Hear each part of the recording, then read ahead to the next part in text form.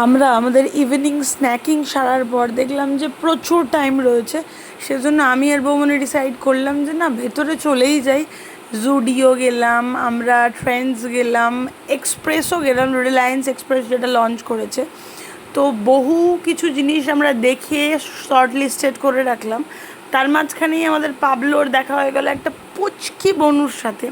আর ও তো ভীষণ এক্সাইটেড, ও ফ্লাইং কিসি দিচ্ছে, হাই বলছে। বনু তো কিছু রেসপন্স করতে পারছে না, কিন্তু ওই একটু এন্টারটেইনমেন্ট হলো। তারপরই আমাদের তাণ্ডব চলে গেল অ্যাট্যাক করার জন্যে। জুডিওতে গিয়ে যে মিনি কিরিংগুলো রয়েছে পাউচওয়ালা, সেখানে গিয়ে অ্যাট্যাক শুরু। তারপর রিলায়েন্স এক্সপ্রেসে গিয়ে জামা কাপড়ের মধ্যে হাইড অ্যান্ড সিক হচ্ছে আমাদের খেলা। মোটামুটি ওখানকার স্টাফেরা ভাবছে এরা তো কিছু কিনছে না, আর এই সমস্ত জিনিসপত্র শুরু করেছে এসে। দেন আমরা সফটি ওয়ার্ল্ডে গিয়ে সফটি নিলাম, কারণ আমাদের এই ব্যক্তিজনাকে একটু শান্তও রাখতে হবে, সেই জন্য।